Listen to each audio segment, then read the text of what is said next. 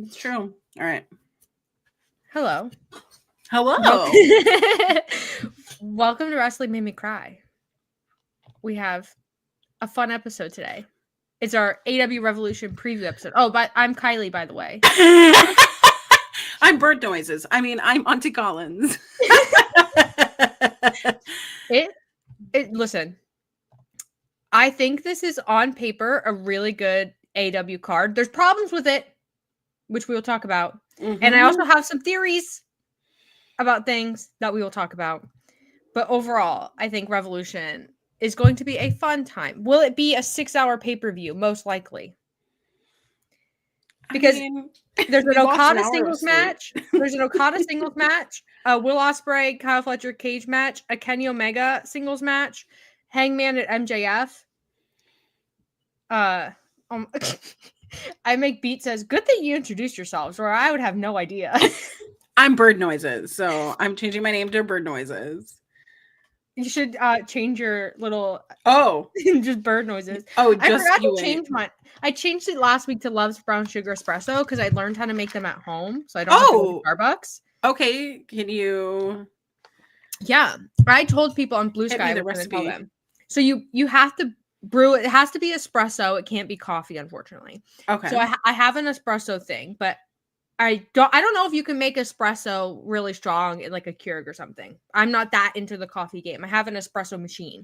It's the way that it's ground. Anyways, continue. Okay, period. So I make the espresso. 2 shots of espresso. You can do more if you like more. I wouldn't do 1 because then you're just drinking milk. 2 shots of espresso. When it's hot, you put your sugar in it. Because if you put the sugar in the cold milk, then it's not going to dissolve. You're going to have to stir it like crazy. So you dissolve it in the hot espresso. Brown sugar, like a spoon. Maybe more spoons if you want more spoons. But just a spoon that you eat soup with. You just do that. Okay. And then I put it... I have soy milk because I don't do dairy. I'm allergic. But like whatever milk you like. Put it in ice. Put your espresso and your brown sugar in there. Put some cinnamon in there. Give it a stir. It's pretty good. I don't have a shaker. You don't have a shaker? No. Because I at Starbucks they have the giant shakers. I don't have one of those. So I just put it in here and then I like that. So something a good bartender will tell you is that you technically don't need a shaker if you have 2 cups. Well, you take 1 cup on one end and 1 on one end and make a temporary seal, right? So they're facing each other, and you can just give it a little shakety shake. It might splash, it might do things, but you can just pour. That's true. We did that a lot in elementary school. We would mix paint. That's how we learned how to mix paint. You reached into my brain and pulled that memory out through my frontal cortex. This is going completely off the rails. My art teacher in school was all the girls in the school had a little girl crush on him because he was a boy art teacher. Wow, a boy art teacher. I won't name drop him, and he knew that girls had a crush on him too, but. He was like 6'5", blonde, built, tan, just a beautiful human being. And all the moms had a crush on him too. They would go to like open house night and be like, "Oh, where's the art room?" He was oh my god! And we came back from summer break one time, and he had painted a beautiful mural in our media center, our library, but it was like computer and library, the media center. And it was just the like craziest, like most beautiful mural of like our school mascot, which I also won't out. And like this like nature scene, like as they go across so beautiful. I'll try to find pictures of it and send them to you. All right. I can't wait to see. I hope he's still out there. I hope he's watching and he knows I'm talking about him. I hope he's watching. I hope he's watching. A man that's fine. This story. So I have a lot of cousins. Okay. At one time, I was just like, I don't remember when this was. I think it was after Wrestling Made Me Cry debuted. I'm pretty sure. Or we were like planning our debut. I don't remember. But my sister texted me and was like, "Did you know cousin watches your show?" And I was like, "No, I did not know this cousin watches my show." And she said, "Yeah, she texted me and sent me the screenshot." And the text was like, "I just found out that Kiley has a wrestling podcast." And I did not tell said cousin. But yeah, so it's not far-fetched to say that the hot art teacher watches the show. Is what we're getting down to. Okay, hot art teacher. If you're out there, I'm just saying. I'm just saying. Oh, yeah. Well, AW Revolution. Just a reminder, guys, if you want your question or whatever you want to say right on air, make sure to submit a super chat and we will read all of those. We're just kind of going to go through the Revolution card. We're just going to preview it. We're going to give our predictions and our theories and all sorts of fun stuff. But like the pre-show is like a show in itself. Mm-hmm. There's no reason why the pre-show needs to be that intense. I mean, there's 4 matches, multiple tag matches, 0 women. Yeah, and Chris Jericho is wrestling another luchador, by the way. He's wrestling Gravity. Okay, so I'm gonna tell you something. Okay, I watch Ring of Honor week after week after week. One of the last remaining Ring of Honor post shows left out there because everyone is fed up with how Tony Khan has been booking Ring of Honor. Ring of Honor cannot get their world champion to wrestle on their show. No. He has to waste his time being on AWTV, and there are people out there defending that. Oh, it's getting exposure. Oh, is the return on investment you subscribing to Honor Club? No. Yeah. And like here's the thing. I don't mind Ring of Honor stuff coming onto AWTV and like certain situations, right? Sure. Because like in my head, sometimes that can be good for Ring of Honor, and sometimes it adds a little bit of spice to AW. Mm-hmm. But I don't think Chris Jericho as Ring of Honor World Champion is something that should still be happening. Again. Because the entire learning tree thing, love it or hate it, whatever, I think it's run its course because Big Bill is over. Brian Keith, they've been doing some stuff with him as like a singles guy, and he's also over. So I don't think the learning tree needs to continue. But then you have Chris Jericho, who is Ring of Honor World Champion, and he's just wrestling all the luchadors, like Bandito and Gravity. And I don't know what the end goal is. Like, is the end goal like he's going to wrestle through all the luchadors and get to like the boss luchador? Who's the boss luchador? Like, I don't know. And it's ultimate boss. The ultimate boss luchador. Is the end goal like Chris Jericho versus like, I don't even know. 100 commanders. Yeah, 100 commanders. Or Sorry, that's just so funny. Would you rather wrestle 100 commander size the Beast Mortos, or would you wrestle 100 Beast Mortos?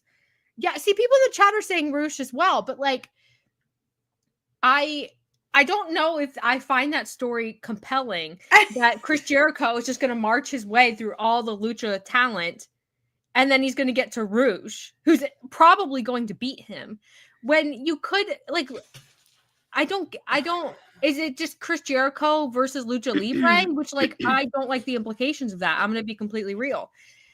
But I don't know. I don't know. Okay, if y'all are watching this, please send in your super chats for our therapy fund, because right now it is like I've said it on all social media sites.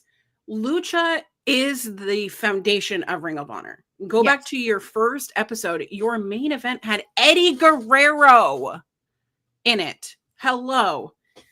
So when I think of early on Ring of Honor, I think of lucha. Okay. If Chris Jericho was committed to the bit, he would put himself in a mask because please, he would start wrestling a little bit more like luchador. He would go to CMLL. He would be doing those things, but he's not doing it. Yeah. And you remember when it was All In 2018, it was Kenny Omega wrestling Penta and Chris Jericho dressed up as Penta. Yeah. So like, we know that he knows Lucha Libre is the thing. I mean, he is.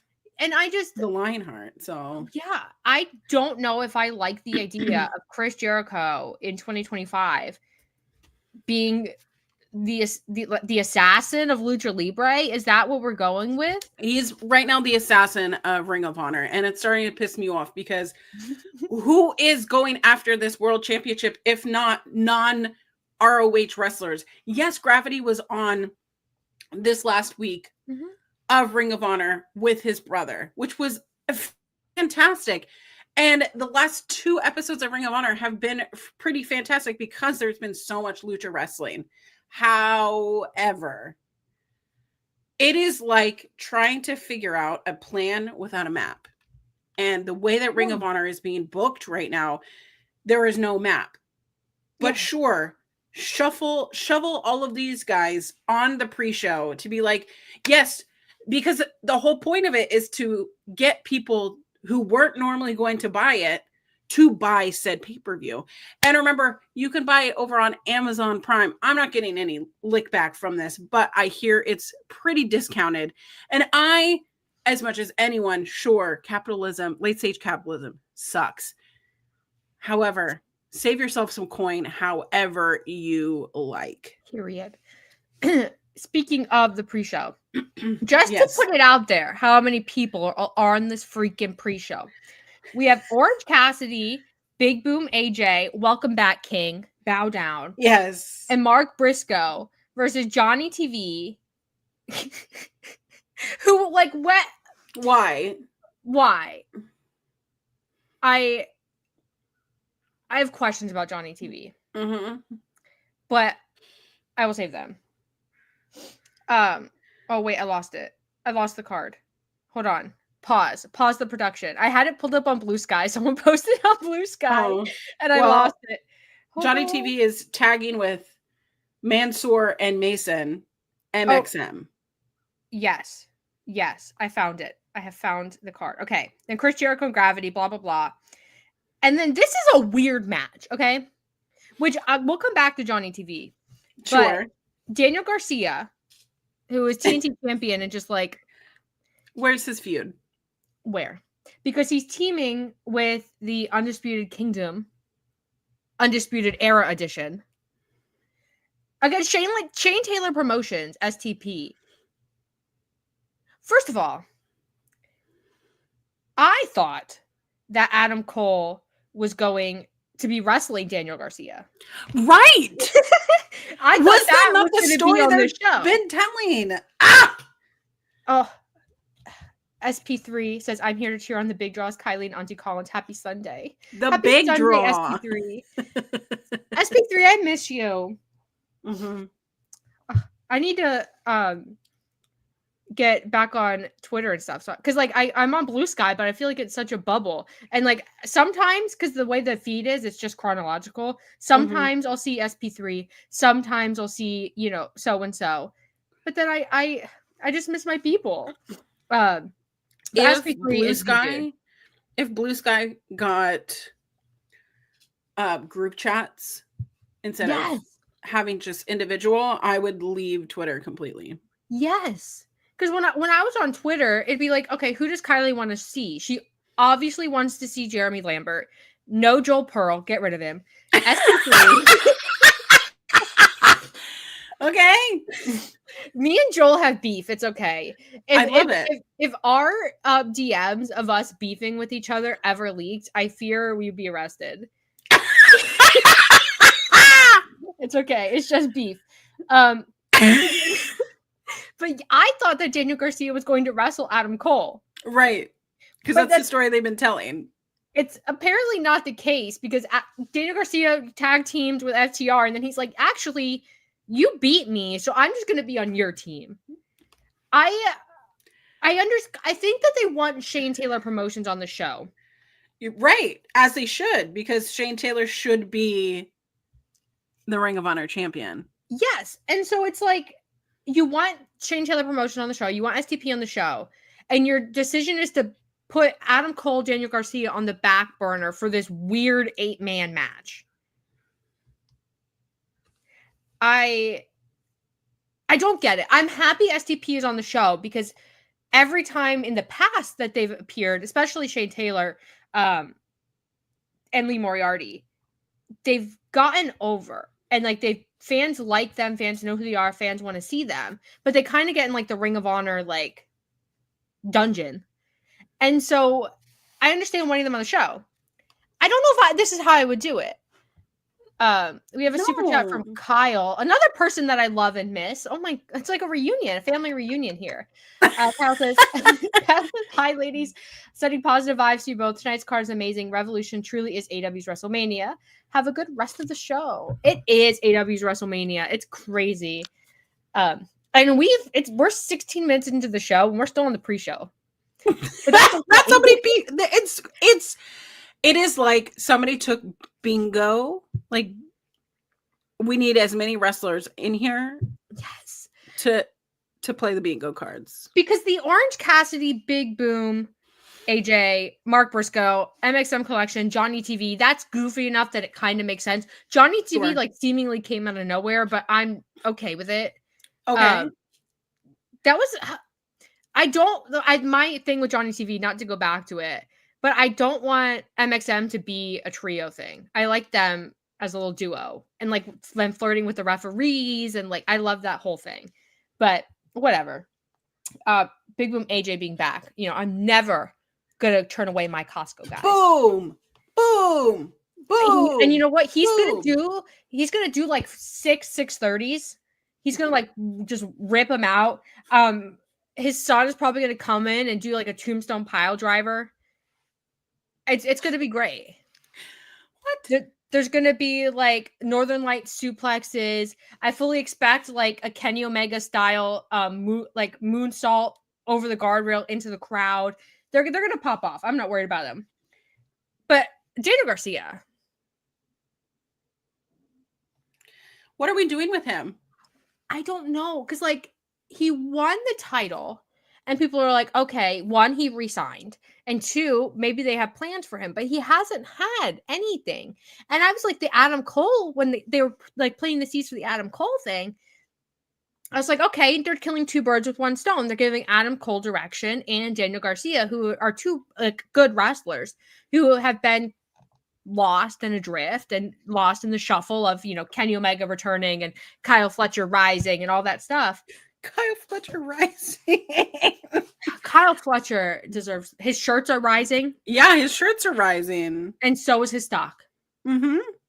But I don't know. I would have rather had Daniel Garcia, Adam Cole, if I'm being real.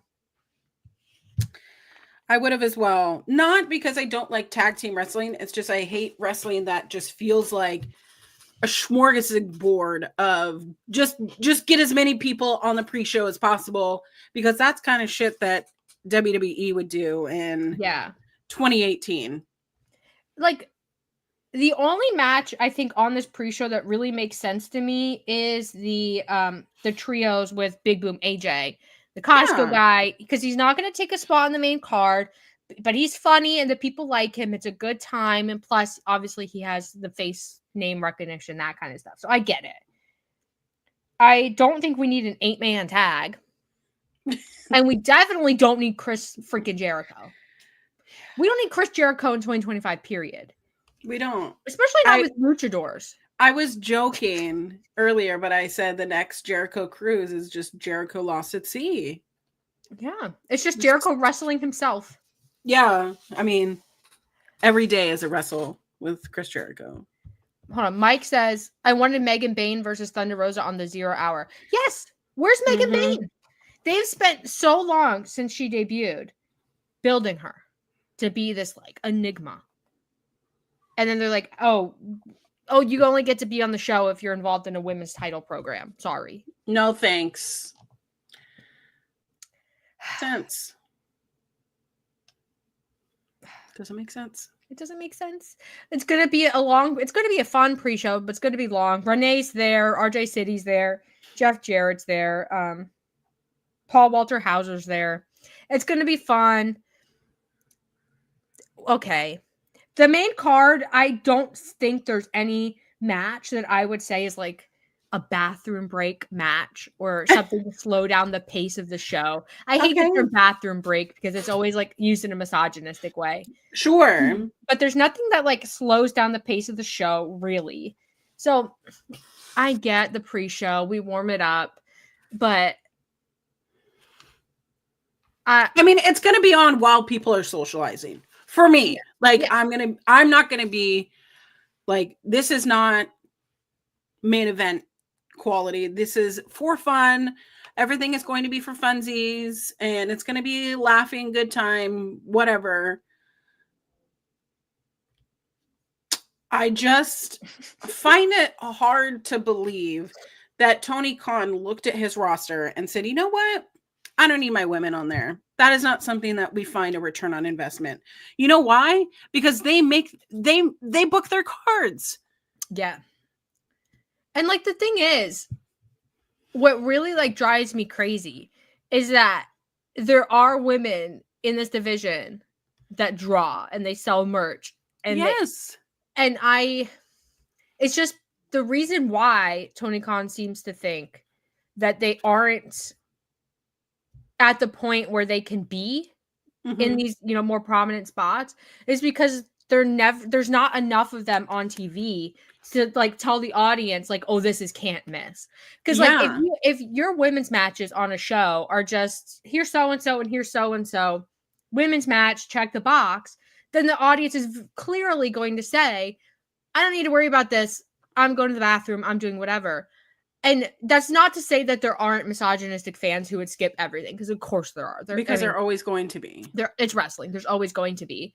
But like if it's a random put together women's match, and then I know that I have Kenny Omega, Will Ospreay, all these other people, and this is my only time to take a break.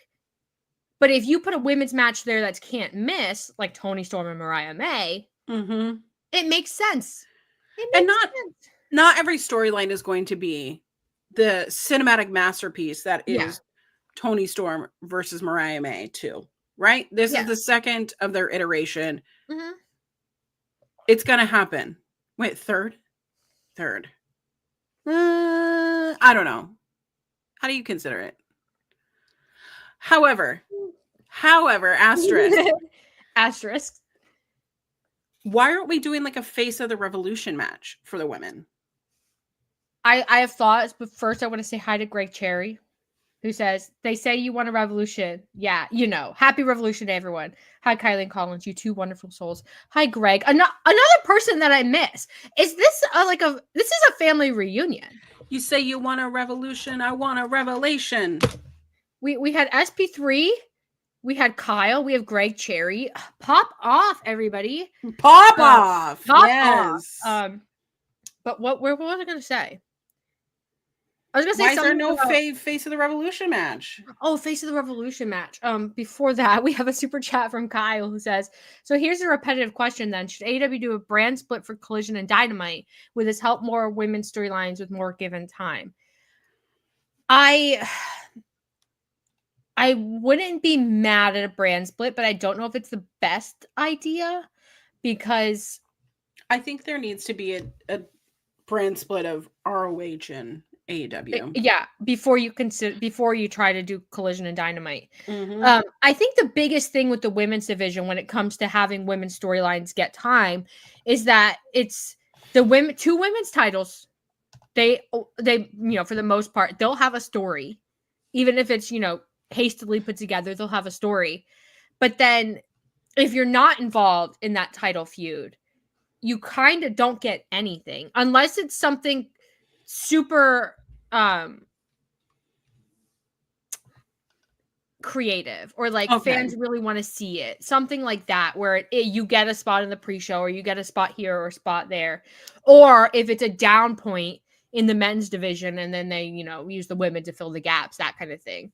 But I think if they're going to say, which it seems like they've been saying, the TBS title and the women's world title are on the same playing field, that this isn't a secondary title, they're just two titles.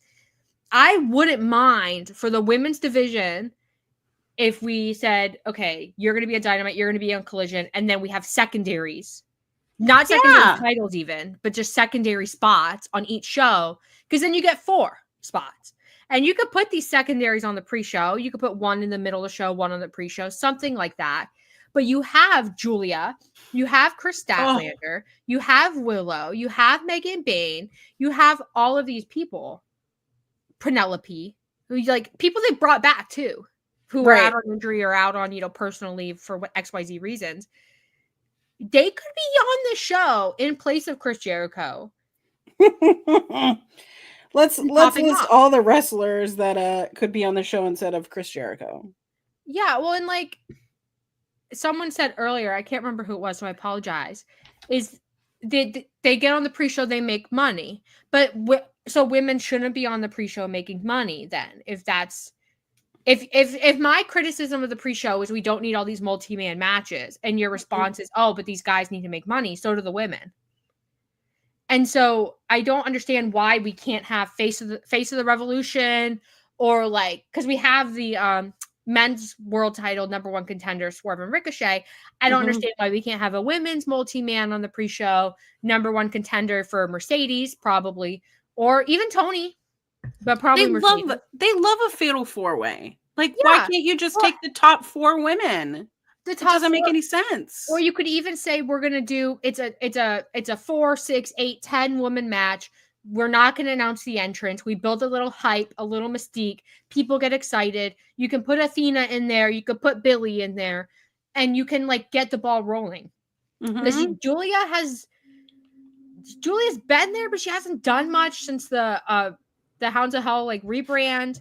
Penelope has done some stuff, but she's still kind of like finding her footing while Kip is in the patriarchy. And so I don't get it. And there's still time to announce it, Tony. There's still time. Yeah, to announce a women's man. Hey, Tony Khan. There's time. There is time. But yeah, I would have had something if Face of the Revolution ladder, casino gauntlet situation. I would take a reverse battle royal. I would take anything. Oh, yeah, right? And like, women never get to have fun matches like that in AEW. It is 2025, and we're saying women don't get to have fun matches, and it's not wrong. Yeah. It always has to be tied to some sort of freaking title. Yeah. Oh, and Jason says, "Oh, I agree. My point was that I understand the smorgasbord matches, men or women." Yeah. I figured you wouldn't be. I figured you wouldn't be in here if you were like a woman hater. But I mean, you'd probably say something else. Well, yeah, I think the women. if you're gonna say, okay, Costco guys have to be on the pre-show. Why do we have this 8-man tag? Get rid of her. Give me 8 women, and give it stakes. Because like every time women have a match that has a stipulation, it's always like a street fight. Yeah. And then there's stakes of their kind of stuff. It's never anything like the men get. Like Swerve and Ricochet is a hot feud, so I understand it being on the main card. But the stakes is it's a #1 contenders match. Why can't we have a #1 contenders for the women's world title? Because Toni and Mariah, this is the end. It's a Hollywood ending. Yeah. And Mercedes and Momo, it's like a conclusion to the story they've told in Japan. So like, where are we going from here, team? Are we going to see? I don't know if we're going to see. But pre-show, I hope it shows out. It looks a little mid to me. I'm going to be real. Would have rather had Adam Cole, Daniel Garcia in the singles, give him 25 minutes, tear the house down. Yeah. But whatever. I'm not Tony Khan. I think my vision is better, but I respect.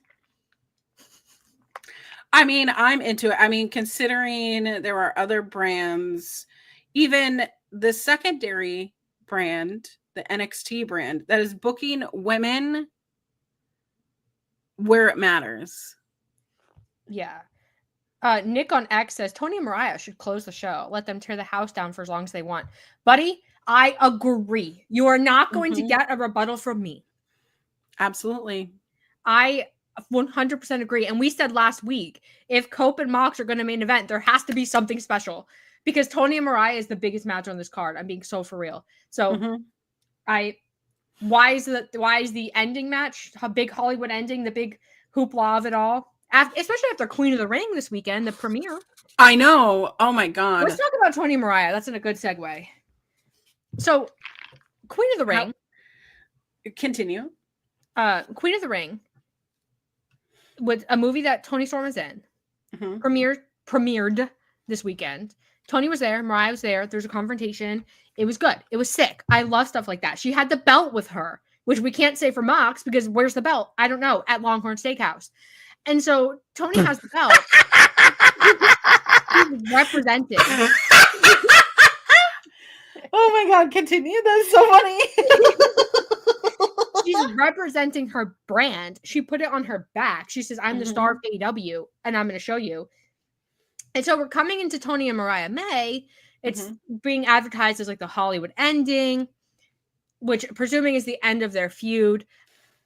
I would have liked to see this in the main event. I'm going to be real. I don't think Mox and Cope, unless there's shenanigans, which I think Jay White, there's going to be Jay White shenanigans. I don't know if it's Jay White as a secret Death Rider.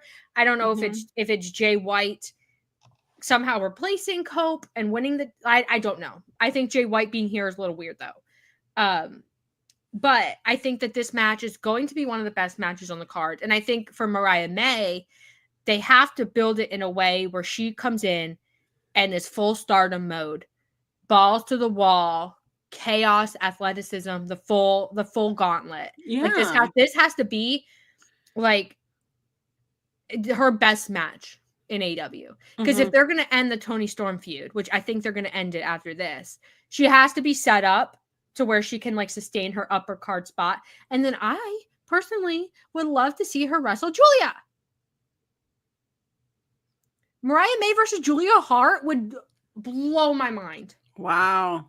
And then Toni, I don't know where you go, Toni. I said on Blue Sky, I think Toni versus Deonna would be. Get that again. I need Deonna's stock to. Yeah. And if you do Toni versus Deonna again and you like do it right this time and you put, the effort into it, the time, and you let them really cook in a match that's not 8 minutes long, I think it's going to be fun because she's Deonna the Virtuosa.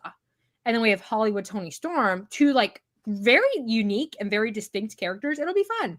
It'll be fun. But then you also have obviously Chris and Willow and Megan Bain and Penelope, and the division is just cooking. This is the thing. There's so many women who are cooking with gas. Oh, I didn't even. Thunder Rosa, Athena. Yeah. Nyla Rose is just chilling, waiting for someone. Yeah. Behind a dark corner. Hello. Yeah. If we're saying this is the end of Toni Mariah, I would love to see them introduce Toni's next challenger on this pay-per-view. Immediately. Yes. Absolutely. I think it's not even like the quality of wrestling because we know that Toni Storm is A+++ steak sauce in regards to wrestling. Yeah. We are just in this last year getting acquainted with the steak sauce that is Mariah May. I need more steak sauce wrestling in the women's division, and I need more spotlight on it. So with, I think Toni retaining, I want her to go through everybody. Yeah. Once again. Yeah, I agree. Super chat from Bianca, who says TK needs to give women some shine because this is looking awfully sad. More women, more opportunities with the depth of the roster. They put in the work. Absolutely. Because the women in AEW, when they have time, even if they get like 5, 6, 7, 8 minutes, a short little TV match, they put in as much as they can. They jam pack that match. And if you look at like the rise of someone like Harley Cameron, who for a long time was just shoved to the side. She was like QT Marshall's little QTV, whatever, the TNT thing. Then she's like floating around, enhancement this, enhancement that. But she has this character that is so funny. She is so good. So and over. And she would get little segments of time, little matches, whatever, and they pack in their stuff, and look at her now. She's so stupidly over. And I think we're going to eventually circle back to Harley and Mercedes, which I have a theory. What I'm told and what I've seen on Reddit is that Harley Cameron's merch shirt is one of the only non-titled women's wrestler merch items that you can buy in person at an AEW event. That Feel the Wrath shirt. Yeah. And like, I want one. and it's like Bianca said in the super chat, which thank you so much for your super chat. Yes. The depth of the roster, like the women's roster in 2019, it was very shallow. So like you could kind of get away with 1-2 women's matches because you didn't have anybody. You can't sign a bunch of women or bring them up in like Ring of Honor or whatever, and then say, oh, you're not in a title feud. Right.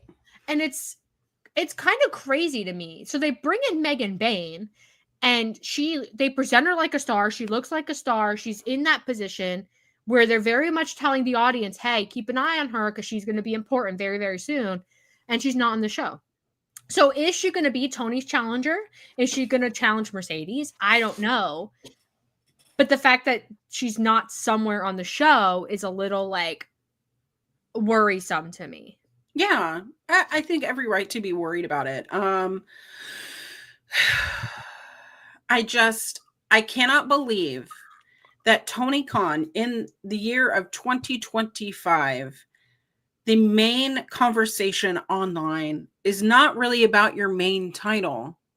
It is about how he is not booking women. And we know that he does not book women well. Well, yeah. And like the thing about the Death Riders is that the Death Riders can be mid if there's something that like takes its spot, right? Sure. Because like Jon Moxley, we don't see the world title. So like as far as I'm concerned, there's no men's world champion. Toni is the world champion. Yeah. And like they have presented her as such. She is the world champion. She's the champion of AEW. And so I don't understand the logic then, unless something crazy happens. I don't understand the logic of Mox and Cope being the main event. They can open the show. Because I don't know. Honestly, I don't know what that match is going to look like. I don't know if the Death Riders are going to interfere, if they're MIA, where's Christian, where's Jay White, who knows? Because I certainly don't. Where's Beth Phoenix? I don't know. And so FTR, they're around. They're there. Which if FTR's there, that means the Young Bucks are there. So it's like there's just too many moving parts there. But they said Toni and Mariah is the thing. This is our linchpin. And they have built it as such. And so they need a main event. I'm sorry. I mean, how much of that doing has been on the part of Toni herself? Toni is like a generational talent, right? Like I think we can all agree in ring character work, just like absolutely insane. Mariah as well. I don't think Mariah has gotten as much time to shine in AEW as she did in Stardom in Japan. But I also think that's like part of the character that she's had in AEW. So I do think that this match is going to show out. I think Mariah is going to like tear the house down. It's going to be great. Tony Khan is like, if you ask him about the women's division, he's going to be like, Toni Storm is cooking. We have Mercedes. She's a multiple champion. We're bringing out Chris and Willow and Megan Bayne and like hyping up his division, but like he's not walking the walk. You know what I mean? Like there's no reason why you can't put a bunch of women in a match on the pre-show and like say, because it says to the audience, like, here's what we're cooking with. Like keeping track of Chris and Willow, all these people over the course of the year, it's going to reward you because here's what we're cooking with. Here's our division. And you could have all those pieces and then follow it up in the main show with your stars, Toni and Mercedes. And you really drive home the message that like, it took us a few years to get here to build this division, but we're here and here's what we have to offer. That's how you do it. Because like, I think sometimes people get this idea that when people say there should be more women's wrestling, that means we have to sacrifice Okada and we have to sacrifice Kenny Omega. And that's not the case. What we sacrifice, first of all, we sacrifice Chris Jericho. We put Ring of Honor back on Ring of Honor. And we let AEW women cook. Yes. It's an AEW show. I'm sorry. I'm not hating on Ring of Honor. I like Ring of Honor. I think Ring of Honor should be saved. But this is an AEW show. Yeah. So, goodbye. I want to see Chris Statlander. I want to see Julia Hart. Mike has said a couple times Josh Alexander should be put in that world title situation. Where is Josh Alexander? Where is Speedball? Where are all these people that I've been told are coming? Are they all going to challenge? How are we supposed to make room for them? I don't know. Are they all going to challenge Jon Moxley? Is Jon Moxley winning? I thought the Jon Moxley story was that the guys who are in AEW need to rise to the occasion. And the only one who rose to the occasion is Copeland. And he's 50. A 50-plus-year-old man, yeah. And so we could talk about Moxley Cope now because I need to get this out of the way because I'm distraught over this. If Mox wins, I'm kind of upset. If Cope wins, I'm kind of upset either way. I'm just upset. We have a super chat from Jason who says, I'm hoping that we get Mercedes versus Momo to start the main card show and Toni versus Mariah to close. You know what? I wouldn't be mad at it. I think Mercedes versus Momo, because I think the AEW audience is not that familiar on average with Momo. I think they're in for a shock. I think it's going to be like straight up Joshi style with Mercedes' like lucha flair. It's going to be so good. I think they'll probably open the show with Okada and Brody, but I wouldn't be mad if it's Mercedes and Momo. But back to Death Riders. I'm upset. Back to the thing that makes us mad. Well, we have to get out of the way. Because like the rest of this card, I'm like, oh yeah. I'm mad either way. Because one, I want the Christian Cage story to be done. Right? Yeah. I want it gone. Mm-hmm. As yesterday. If Jay White isn't part of this, then I don't know what his point is in the story. I'm going to be real.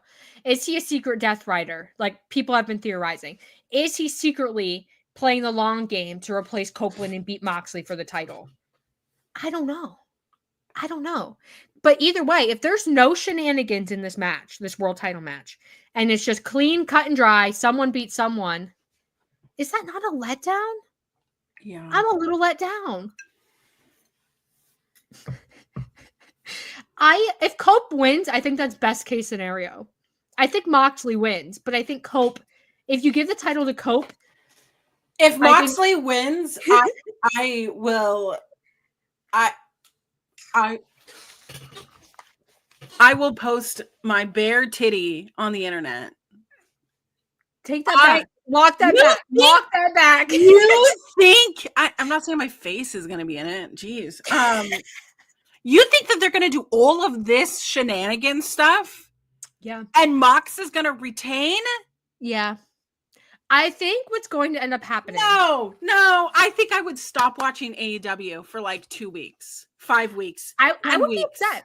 I will be upset. Why would you want to end Revolution, which is year after year after year been one of the best AEW pay-per-views, and you're going to, if this is going to main event, you're going to make us mad? We already had trauma watching Bryan Danielson die. I think people are going to be mad either way. Like, I think if Cope beats Mox, people are going to say, well, all that was for nothing. It could have been Kenny Omega. It could have been Jay White. It could have been one of these young guys that they've talked about, like Daniel Garcia or whoever, Jungle Boy. Where's he? I don't know. But I think it's just such a bad situation because you've built up the story that Copeland is taking out the Death Riders one by one, and he hasn't taken out Jay White. So, like, the obvious conclusion then is Jay White is going to be involved in this match. Is he a Death Rider secretly, or is he not a Death Rider, but he just wants the world title, so he's going to interfere with Copeland somehow? And I think best case scenario, I think you close the show with Jay White as world champion. I think it's just like, it's just such a weird situation where you've kind of put yourself in a corner here by waiting for Darby Allin. Mm-hmm. And it's like, because Christian can't have the briefcase by the time Darby gets back. Because then it's going to be like, why didn't you cash in on Darby? And so, like, you have to get rid of it. But you can't get rid of it against Moxley. Because Moxley has to be beaten by Darby. But then if you give the title to Cope... Why does he have to be beaten by Darby? Because that's the story they're telling! Is it? Yes! That's why Kenny Omega isn't world champion. It drives me crazy. Because why are we waiting for Darby? He's climbing a mountain. He might die anyway. Right. Let him go climb a mountain. Have him come back at All In or after All In. Like, all the things. I need a new champion, and I need to see that championship on television week after week. On a body. Like, not in a briefcase. On a body. Put it over your shoulder. Hold it above your something. I need to see it. But like, we haven't seen the actual championship since it was won in October. Yes, which is ridiculous. Ridiculous. It drives me crazy. Because, like, I don't think they should wait for Darby. Full stop. No. I think when Darby comes back, if people have suffered this long, because the Death Riders thing, it's not even at the part where, like, they're getting real heat anymore. It's just like confusion and discontent. So I think if you could bring Darby back and have him challenge for the world title, but I do think that, like, I think Jay White, mm-hmm. and then I think Christian cash in, whatever, it has to fail. Get rid of it. We can move on. I think Jay White and Eddie Kingston for your Double or Nothing world title thing. If Eddie's back, I don't know. I think that is gold. And then I don't care what you do with Darby. Bring him back in the summer. Bring him back in the fall. I don't care. Go away. We have a world title picture. We have so many good wrestlers in this company, and we are putting them on hold so that Darby can climb Mount Everest. This sounds like something like a headline from The Onion. Company puts everything on hold so one employee can climb Mount Everest. What is the wrestling equivalent of The Onion? Ringside News? No, because The Onion is like satirical and funny. Oh, okay. And like, fair. Is there kayfabe news? Maybe. I'm so frustrated with, and I'm a Christian fan. I have an autographed picture of Christian Cage right there, and he watches me. Yeah, I'm so for real. I'm so exhausted with the Death Rider story. Exhausted. I rest my case, Your Honor.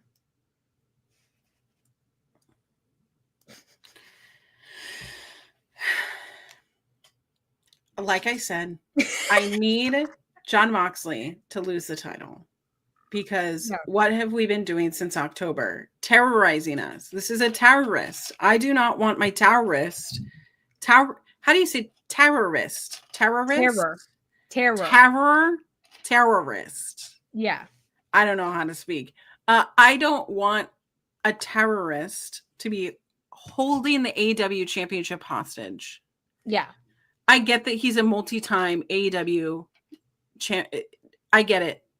There's been nothing of value that has been added to this championship other than we get to see Marina Shafir be absolutely dominating to all the men, which Granted, she should be. Yeah. But my God, I need it. I need this storyline, this arc, this whatever to be over and done with, which is why Jon Moxley needs to lose the title. However, if it's not to Cope, which I'm Adam Copeland's number one fan. All the news sites know that. Mm-hmm. However, there's this contract out there, and I think the greatest swerve of all would be a Jay White stealing that contract because it's not signed, and him cashing in and becoming the AEW World Champion, because it would bring something new and fresh. Yes, exactly. So no Jon Moxley. Jon Moxley, go be with your family. Go on vacation. Go on vacation. Or I wouldn't even Stop be mad. Making me mad. Yes. I wouldn't be upset if Jay White finds his way into the world title match because something happens to Copeland.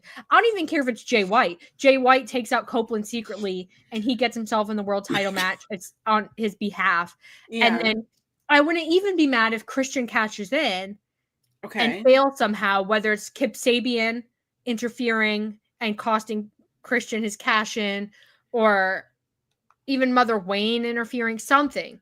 I think Kip Sabian interfering and costing Christian his world title, because then you can do Kip Sabian versus Christian Cage, and that's a fun match and something that you can build Kip Sabian with. But either way, there's so many moving parts in this world title picture because FTR is also still there.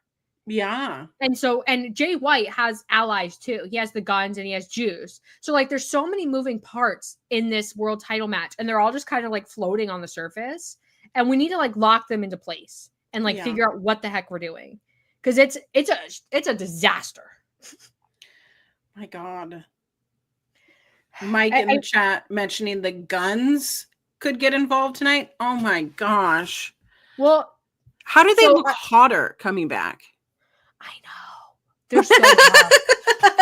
I mean, we could talk about the World Tag Team title match now, because it's Hurt Syndicate and Outrunners. Whoop, whoop, whoop, whoop, whoop, whoop, whoop, I have Hangman. My old school Bullet Club Hangman shirt. I don't know if you can see that says Hangman, but yeah, I can see that says Hangman. I have it cropped, so I didn't want to pull it up too high. But Hangman. Listen, not safe for work. Oh, also, I found Wrestling made me cry after dark. Wrestling made me cry after dark. I mentioned last week that I have a shirt that says Proud Hater, and I wanted to prove it to you guys. I was not lying. I brought this out just so I could show you. If Revolution goes bad, you're gonna catch me in this next week. I'm gonna go off. Yeah, go off, Queen. Yes, that's what we care about. Exactly. I absolutely love it. Here's the thing. This match is going to be fun. I don't expect the Outrunners to win in any regard at all. Boots the house down. I think the Hurt Syndicate is going to hold their titles at least through summertime. We need to get, I mean, I have such a place in my heart for Shelton Benjamin, and Bobby Lashley, but I don't see them losing their titles anytime soon. So I don't either. The only way that I could see them losing their titles before All In is if we somehow do a Young Bucks situation, which I don't want. I'm going to be completely straightforward and honest. No. I don't want that. In an ideal world, if I was booking AEW, Private Party beats the Hurt Syndicate at All In. Oh. I don't know if they're doing that, because it feels like Private Party is MIA and just I don't know if we're going to bring them back, but because they also put the Guns in there, and obviously the Guns lost, but they're still kind of circulating in the mix. And you have all these other tag teams, FTR, who is constantly around, and the Don Callis family, and the Learning Tree, and Undisputed Kingdom, Undisputed Era edition, and all this kind of, I don't know. I could see them doing a situation where the Young Bucks win. I don't want it. I don't want it either. I want it to be Private Party, and I want the Hurt Syndicate to have a long run because I think they're cool. I think they're just cool. And I think MVP is great on the mic, and he makes the most out of everything. And I would also like, because like the story that they're telling with Kenny and the Young Bucks that they've been telling since New Japan. Whoa. What? What? Okay, so Second Wrestling, which is a indie promotion in Chicago, says Billy Starks has been pulled by all contractual obligations right now from wrestling in the indies. What does that mean? I'm assuming that she's locked down exclusive to AEW. Does that mean more women's wrestling? Does that mean that she's going to become champion sometime soon? I don't know. I think that they're keeping Athena versus Mercedes in their back pocket for All In. Mm-hmm. But I mean, Athena doesn't need to be champ for that. She doesn't. However, Ring of Honor wrestlers can wrestle indies. We've seen Athena wrestle indies. Yeah, but I think Billy, because when Billy confronted Mercedes, I think they're gonna maybe do something with Billy. Because why put her on Ring of Honor TV instead of Athena then? You know what I mean? I would agree. Sorry, that just came up as a scoop in my inbox. Because I think Billy's more than ready. She's been more than ready for a while. And if Nick Wayne is on the main roster, she's like part of that same generation as Julia. Mm-hmm. So yeah. Baby, it's her time to shine. Time to shine. Was I talking about the Hurt Syndicate? Yeah. I don't remember what I was saying about the Hurt Syndicate. Sorry, I didn't mean to no, someone in the chat reminds me. I was talking about All In. Mm-hmm. I don't think the Outrunners win here. Right. Because I think the Hurt Syndicate is like so important and it's like so much fun. But they do have kind of a bustling tag division. It just has no direction and no like structure to it. Like there's a lot of tag teams. Which, I mean, if you got the impression that there's no tag teams, I wouldn't blame you because they definitely tell you there's no tag teams. Oh, Kenny Omega and the Young Bucks. Oh, yeah. So the story that they've been telling since New Japan, since 2015, is that Kenny Omega is selfish and he always chooses Kenny Omega. And the Young Bucks also always choose Kenny Omega. And he chooses Ibushi over them. And he chooses Bullet Club, and he chooses Chris Jericho, and he chooses Hangman, and that kind of thing. So if the Young Bucks come back, which it's in California, it's in LA, so it's like their home, it's their hometown. If they come back, I don't know if they jump into Kenny Omega's story or not, because if they're going to start building Omega Okada. And like, because we've had that one interaction and nothing since. Right. Do the Young Bucks jump back in with Okada, or do they come back as babyface Young Bucks and face the Hurt Syndicate? Because you can't have EVPs versus Hurt Syndicate. That's too many suits. You need like, because the Outrunners, I don't know. I don't know what you do with the Young Bucks. Do you put them with Hangman? Yeah, I would put him in with Hangman. But I think I still haven't forgotten about Hangman looking for Swerve. I mean, and now we have Swerve and Ricochet, and I think I have a theory about something that's going to happen there. I do too. But I think Hurt Syndicate win. I think it'll be a fun match, but I think it's pretty decisive. You know, 10, 12 minutes around there, pretty decisive. I don't know what you do after Guns confront Private Party, but I think that the story of Revolution needs to be cut dry. cut the stories, except for, a couple. And then we challengers, story, build for this long run of pay-per-views that they have. Yeah, because next month is Dynasty, which is my 1 year wedding anniversary. Yeah. Oh my God. I know it's been a year. April 6th. Oh my God. I can't believe it's been a year. Yeah. Oh my God. It feels like yesterday. That you were like, are you sure you want to come on the show? And I was like, I need to I need to get that was crazy. I know. And then in May, at the end of May, is Double or Nothing. And then All In is in July. Oh my God. We got 6 months, 4 months, 5 months, and 4 pay-per-views. So I have to take this off.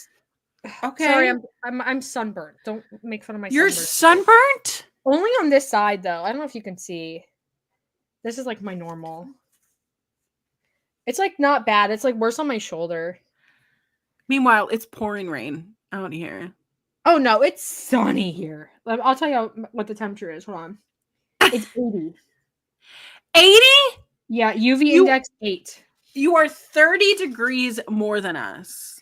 Well, so my sister, she's a teacher. We went to her students' soccer game yesterday, and we were under a tree. But I guess like the light came through it just the right way to cook this side of my body and just this one cheek. side. Oh but no! This shoulder got a little bit, but this arm escaped unscathed. I don't know if it comes across the difference on camera. I don't know, but yeah, a little bit sunburned, but it's okay because you know what? AEW Revolution. Icon. Yeah, it's fine. It hurts a little bit. My shirt hurts a little bit, but it's okay. I live in Florida. I've had my fair share of sunburns. But I feel like I now have a moral obligation to tell you all to put on sunscreen and check for skin cancer. Always check for skin cancer. Anyway, what were we talking about? The Hurt Syndicate and the Youngest Bucks. Yeah, I feel like they have to. Clown says people from LA aren't claiming anyone from Rancho Cucamonga. It's California. If they're anywhere in California, it's the Young Bucks. I don't know what other wrestlers are from California, but I know the Young Bucks are from Rancho Cucamonga. But Will Hobbs is from California, but he's from the opposite side of the state. There's probably a lot of wrestlers from California. Yeah, it's a big state. Yeah, SCU. RIP. I love SCU. Anyway, Hurt Syndicate over the Outrunners. That's my prediction. Yep. It's going to be good, though. But we mentioned it earlier. So Swerve and Ricochet. It's a number 1 contenders match. My theory is that Ricochet wins. Okay. And I think that the divide between Swerve and Prince Nana is going to come into play. I think Swerve's going to get distracted. He's going to get beat by like a roll up or something stupid, a backslide, something. What? And I think Nana is not going to be apologetic for costing Swerve the thing. And I think, and this is my prediction, I think that Prince Nana is going to raise a new team. I think he's going to find someone. I don't know who it's going to be. And I think Swerve and Hangman are going to join forces. And I think that's my theory. And then obviously, I don't know what Ricochet gets a world title shot. Someone ends up with a world title shot, so it convolutes the world title picture even more. But I think that's my theory. Okay. So here's my theory. I have a theory that Nana turns on Swerve. Yeah. I have a theory that it is going to cost Swerve the match. And Swerve is going to go into a tailspin. And I also think he's going to call on the help of Hangman and Mr. Page himself. Yeah. Whether or not he helps him is another question. It's true. I don't think they dropped in Hangman looking for Swerve for no reason. And I also think it depends on Hangman MJF, what Hangman does. Okay. Like, because if Hangman wrestles MJF and he's arsonist Hangman, then I think the deranged duo of Swerve and Hangman, when they're both like in their psycho modes, is really compelling. But I it's going to be weird, I think, if Swerve goes into, because I also think that Prince Nana is going to turn on Swerve in some way, some fashion, and I think Swerve's going to be like, what the heck? He's going to be his own version of arsonist Hangman. He's good, like imagine break-in Swerve, but like 50 times worse. And does Hangman then become like his guiding voice and like his therapist? Or are they both deranged and they just wreak havoc on the world? I don't know. But I'm into it. Either way. But I think Ricochet wins. What do you think happens to the jacket of Jimmy Rave? I don't know. Because you would think that Nana would end up with it. But Ricochet has been like parading it around as like, and I wouldn't be surprised if it just becomes part of Ricochet's setup, his character, his gear. If that's just like his new thing. It's like Don Callis with the scar. It's just his trauma that he carries around. I wouldn't be surprised. I think Ricochet wins, and then I think whoever he faces for the world title, I think he gets squashed. But I think this is going to be interesting. I'm intrigued. You're intrigued. I am intrigued. Because if Swerve wins, I'm fine with it. Like, I'm not going to be mad about Swerve winning. But I think there's more story to be told if Swerve loses. I think if Swerve loses, there are more possibilities for Swerve's character and to not lose sight of the world. I think him losing the world title contention match won't hurt him as much as it could hurt Ricochet. That's a good point. Yeah. I agree. It'll be a fun match. It will be. Ricochet's going to do some crazy nonsense. Swerve will do some crazy nonsense. There'll probably be blood because it's Swerve. It's gonna be a good time. It's gonna be a good time. I don't know like where on the card it will be, but I've just realized, like looking at because I have my predictions open. Oh, spoiler alert! You all get to see my. I already posted them on Blue Sky. It's okay. Wow. Okay. Looking at Hangman MJF, I picked Hangman to win, and now I'm kind of questioning it. But also I'm not questioning it because Swerve losing and Hangman winning, that could be a good catalyst for Swerve to like accept Hangman's invite to meet up and talk. But also Hangman and Swerve losing and just being like, well, knocked my desk, my bad. And just being like insane together. Sure. Kind of into it. Because imagine Swerve and Hangman being so deranged and then they wrestle the Young Bucks. Maybe that's where we put the Young Bucks. My mind is spinning. I just don't like MJF. Me either. I'm glad you said that. I'm so glad you said that. Can we hold space together? Okay. Sorry. MJF, every time MJF cuts a promo, it is the same stupid promo. And his whole story is that he needs the fans to love him. And the fans loved the devil, but they don't love MJF. And so the fans love Hangman. They will unconditionally always love Hangman. He can burn down a house. He can murder someone's career. He can murder a person's real life. And they will love him. Yeah. And MJF is jealous. And the MJF is jealous trope dominates every story this man tells. Every story. He like wants the attention and the love so badly. So it's like, and then MJF co-opting our Hangman did nothing wrong thing. It's all the same. Here's my problem. Why did he have this whole bet on himself, bad AEW tattoo, and then be like, I got it removed? Because the people don't love him back. He's a toxic boyfriend. He's like, people don't love me back. Screw you. There are ducks outside, by the way. I don't know what they're doing. They're making crazy sounds. They're making bird noises. Bird noises! Ah! Yeah, so if you hear them, just know nobody's dying. It's a duck. Well, I'm dying because MJF has bored me to death. I don't know what to do about it either. I don't know, because it's like, it's also part of his story or his character that he's like annoying.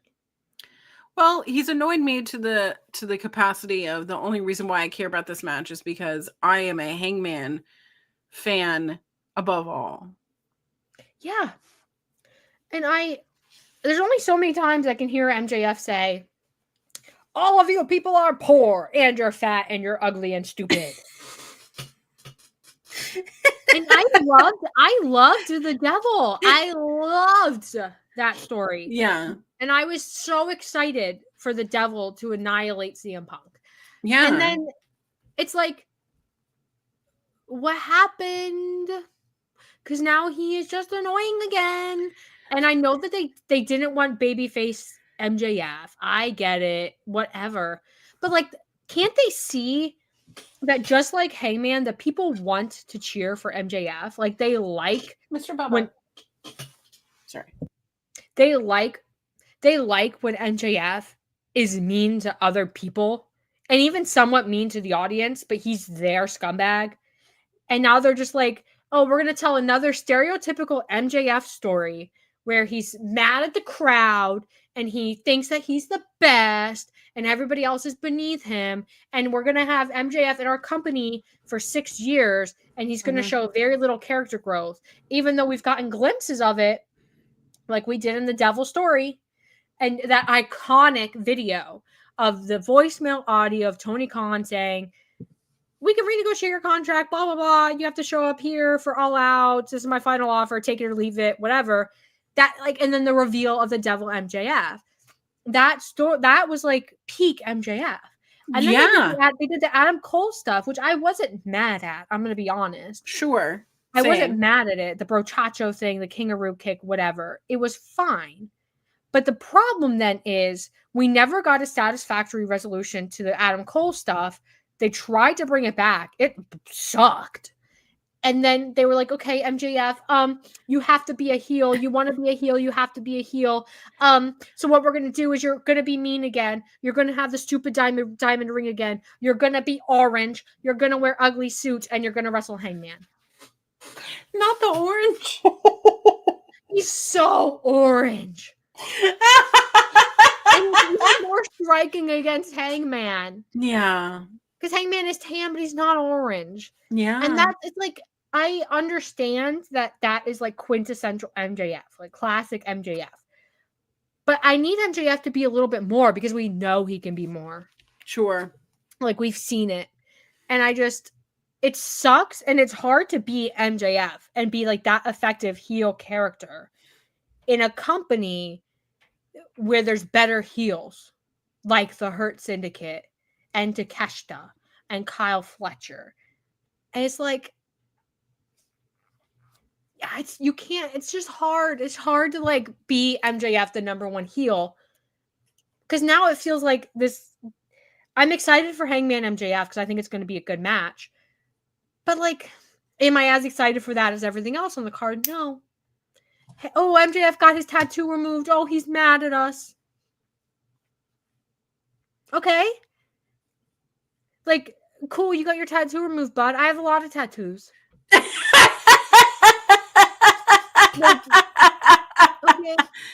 Congratulations on your tattoo removal. Oh, you had a stupid tattoo. Welcome to the club. Yeah. Like, I'm supposed to be like Oh, MJF got his tattoo removed. Oh, right. Buddy, I don't care. I didn't care when you got the tattoo.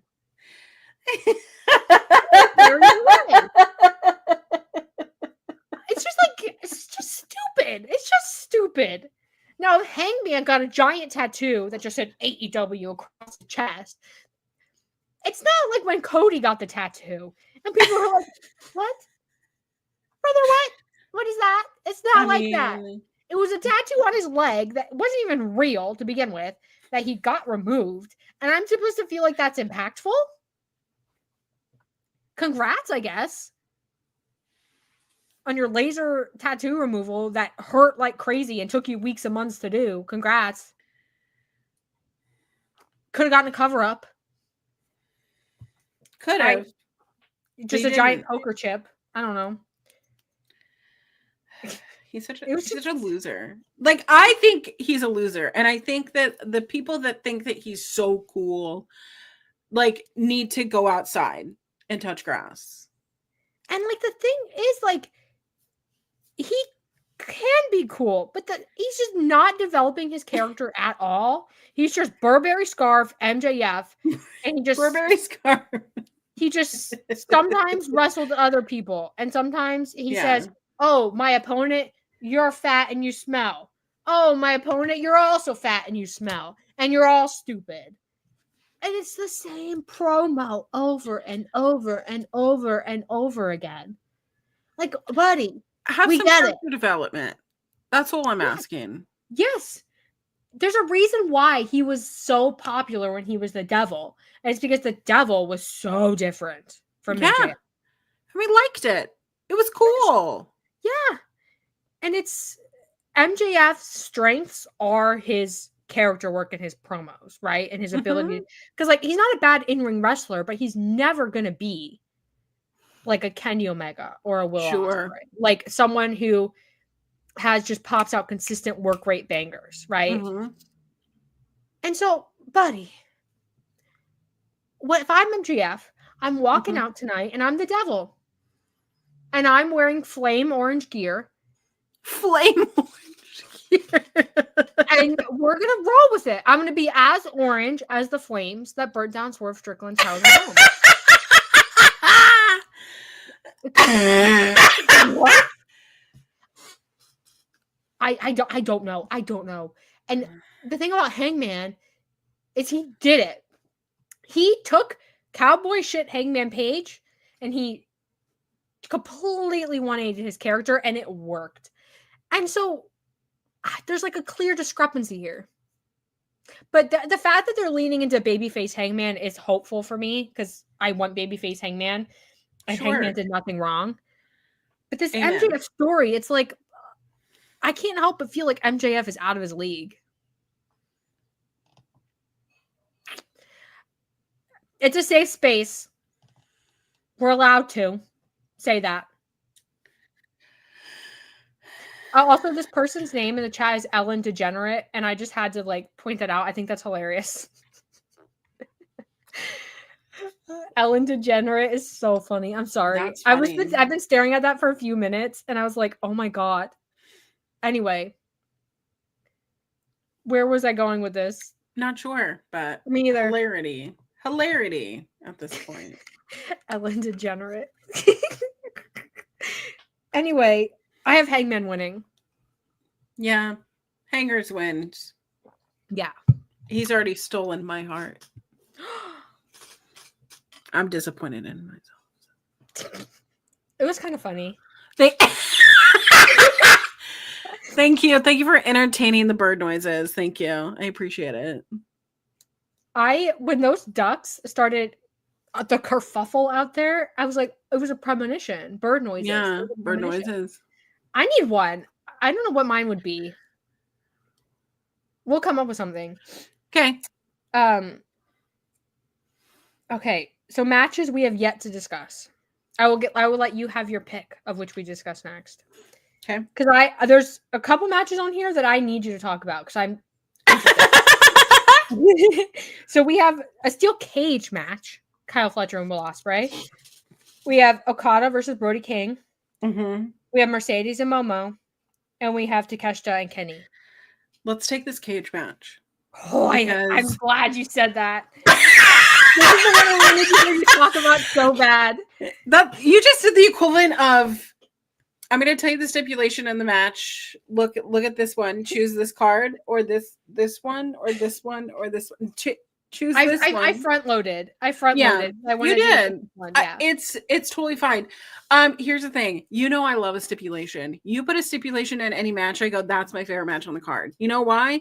Because a steel cage match is chaotic. The last steel cage match that we saw Adam Copeland breaking his leg. Oh my God, yeah, I forgot. Okay, now we have two much younger men, right? How old is Will Ospreay? Will Ospreay, he is 31 years old, and Kyle Fletcher, the baby that he is, at 26. This match is going to hump.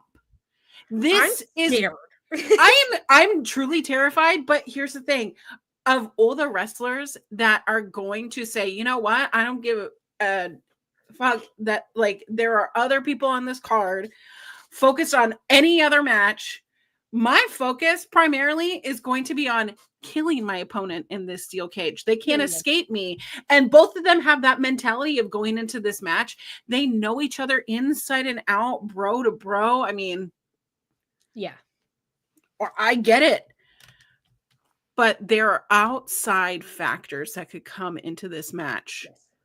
A la Don Callis or Mark Davis. Gag. I'm into shenanigans. I'm into the craziness because this could go a couple different ways. However, the way that I see it going is Kyle Fletcher winning. You need to elaborate. I need explanation. I need Kyle Fletcher winning because we need a defining pay-per-view moment where Kyle Fletcher is now rising to the occasion, right? I don't like the name Protostar because it looks like porn star in my brain. I'm glad you said that. Which I don't mind him being the porn star because, like, he is pretty pornographic. He is pornographic, but that's not what they're trying to go for. However, Kyle Fletcher's rise to the top here has been rocket level. They have strapped a rocket on him and said, okay, if you do XYZ, you're going to get A, B, and C. And I feel like there is a fire lit underneath Kyle Fletcher. Mm-hmm. And I need him in the forefront of the title contention, whether it be TNT, whether it be international, whether it be continental. I don't know if he's ready for the main title, but yeah, I concur. I have Will Ospreay winning for the sole purpose that I have a bigger theory. I think that Kyle Fletcher and Takeshita both lose.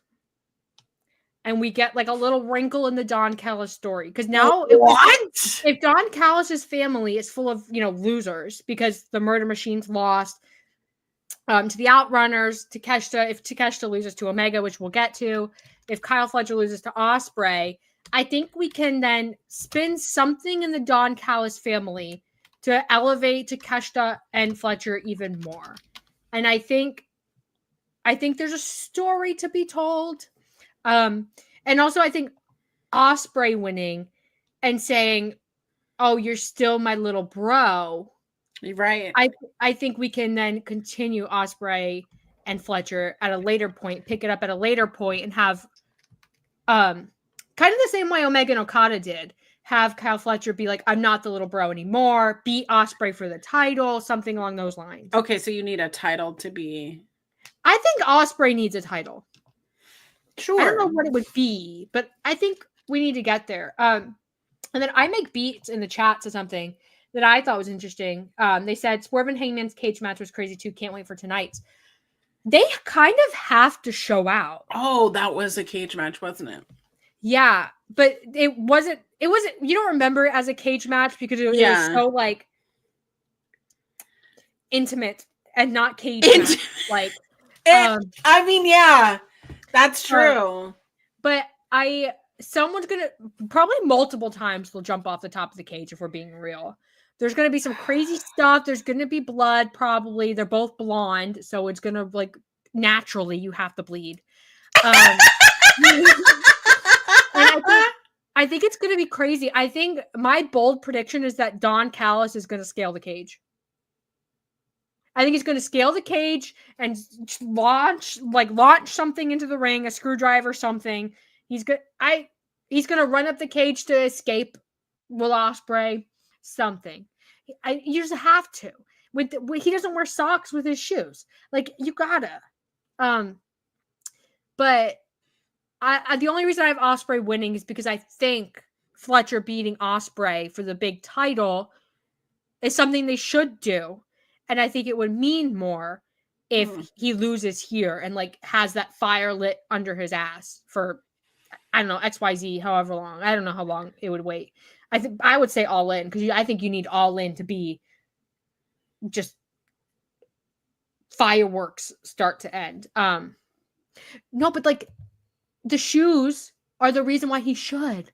Because imagine Don Callis trying to scramble up the cage in his ugly shoes, if we're being real, and his suit. It'd be so funny. You guys know it would be. I doubt that, him and his slimy feet. And you just know his feet are slimy. You just know he doesn't wash them. He doesn't wear socks, or the right socks with his shoes, maybe. He probably never takes those shoes off. They're probably stuck. Kiley, that's rude. Don Callis can be rude to us, and I can't be. Don Callis constantly makes fun of the AEW audience, and he deserves it. Period. His bald head. But yeah, I have Ospreay winning. Okay, look at us. Period. We should do Kenny Omega last, because I think I'm gonna need a lot of time. I'm gonna have to save space for you for Kenny Omega. I know. I like look down because I have my predictions open. I like look down and I'm like, oh, Kenny is smirking. Mm-hmm. But you know what, Kenny, you have to. Here's spoiler alert, I picked Kenny to win. But we have Okada and Brody King. I want this to not be overshadowed by tonight's events, because I think that Brody needs his own thing. I don't see him winning, unfortunately. Okay. Do you think he loses clean, or do you think that Okada gets into some shenanigans and we revisit Brody? Okada is the shenanigans boy. Yeah. It's gonna be shenanigans. There's no if and or buts about that. Yeah. I think this is one spot where the Young Bucks could return, because I think Brody has Buddy and he has Julia, and Okada has himself and his belt. Sure. Yeah. So I wouldn't want to see them return here, but I think this is a spot where they could. But I think this match is going to cook, because I think Brody, for all the good matches he's had in AEW, I don't think he's fully showed what he can do yet. And I think Okada, I love when Okada switches from silly, goofy, bitch Okada into like, oh, I'm serious Okada, and you messed up by, poking the bear Okada. So I like that part that he does in like the serious matches. I also have Okada winning, because I think Okada Omega down the line, I think Okada is going to hold the belt that long. But I'm more curious like how they're going to spin it to where Brody doesn't fall down the card, because people are like tenuously putting themselves in support of the Hounds. Sure. Buddy and Brody. Very tenuously. The vibes I get from the AEW audience is they're a little iffy. They're not ready to like fully commit themselves, but if you give them a signal, they will. And Brody and Buddy will be made for life in AEW. Yeah. Like they're right there. So if Brody's going to lose to Okada, he has to have the best showing of his life. And something has to happen.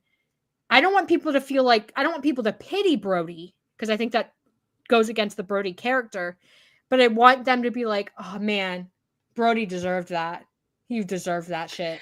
I want to feel that way, because every time that I've seen Brody wrestle, especially in the C2, I go, Brody made such a good content. No, what is the word? Good contention. Yes, is that the word? For every match, I went, Brody should have won that. Brody could have won that. Yeah. Suspend my disbelief that Brody King can't beat the ever-living piss out of you? Okay. No, I agree. I think Buddy as well, but they're like such different wrestlers, it's hard to compare them. But I think Brody is like so unique in AEW. Like AEW has big guys, but they're not really like Brody type big guys. Right. They're like I don't even know how to describe the difference. Like clearly he's strong and he does like the body slams and like the old school Undertaker big guy style stuff, but he's like so different in so many ways. That I think 2025 is going to be interesting for Buddy and Brody. And I think they really got to set the tone here. Like you have to tell the audience Malachi is gone, but that's a benefit for these guys. And here's why you need to pay attention to them, XYZ reason. Because Julia doesn't have that problem. Julia's fine. But it's these two who are in like such a weird spot where fans could just as easily buy into them as they could forget about them, depending on what signals you send to the audience. Like they're in a weird spot. So I think Brody versus Okada signals to the audience, one, you need to pay attention to Brody. And then so the audience is going to pay attention to Brody here. And then you have to deliver. And I picked Okada because, like I said, Omega Okada plans. Sure. But spinning this into something with Brody would be, I don't know what you do, but Brody and Buddy, I think, here's your chance. I'm so ready to commit my life and my soul to Buddy and Brody. They just have to. Life and soul? My life and soul. I don't think I have an action figure of either of them, but I would buy one. I have a Penta that I haven't hung up yet. And now I feel a little bit like weird about it. Because I have a wall that's just like my AEW figures. And now he's not in AEW. And so, I don't know. Maybe I'll put him on my desk. But yeah, Buddy and Brody. Is Brody, Jorge says Brody's from LA too. Is Brody from LA? I don't know. I don't know that. He could be. Oh, but then he's going to lose in his hometown. Oh, it still has to be Okada. Sorry. Sorry, Brody. I love you. Cool tattoos. If he got his tattoos removed, if Brody got his tattoos removed, then we have a story. Then we have a story to tell. He does have cool tattoos. I'm not really like into his like that genre of music, but he also has that, which I've been told is pretty good for fans of that genre of music. Don't quote me on it. But yeah, I have Okada. Okay. I mean, I have Okada as well, but yeah. Poor Brody. Okay. And that leaves us with Mercedes and Momo. I mean, Mercedes is winning, right? Yeah. She's winning. There's no way that Momo is going to win. Sorry. And the only way that I've been introduced to Momo is through the various little things that I've seen on AEW television, as well as watching Stardom on that Wrestle Kingdom weekend. However, I'm excited to see, because here's the thing. Mercedes is always going to show out when it's like Japanese wrestlers. Yeah. I don't know what it is. There's something in her. I mean, it's probably the way that she's been training. But something's going to happen outside of this match that I think is going to blow our ever living socks off. I think that we're going to look at this match and go, this is 5-star quality. And if that dumb Dave Meltzer doesn't give this match a 5-star, if it is worthy of the 5-star, we get to pluck all of his hair out. All of his body hair, everything. Is that like in his contract somewhere? No. That's like legally guaranteed? This is just me threatening Dave Meltzer. Oh. With plucking out all of his body hair. All of it? All of it. One by one. Torture. Oh. I'm kidding. Please do not clip this and send this to Dave Meltzer, because I don't need to be on a list. But yeah, we don't need that. But I think that he needs to give more women's matches 5-star ratings, because I don't know, maybe Toni would listen to that and start booking more women's matches. Because like there's been a couple of Mercedes matches where I've given it 5 stars and then Dave Meltzer gives it 3. Yeah. I'm like, dog. What? Who, what, when, where, and why? And then I look at like his match ratings for like WWE matches. Yeah. And I'm like, it's like that why?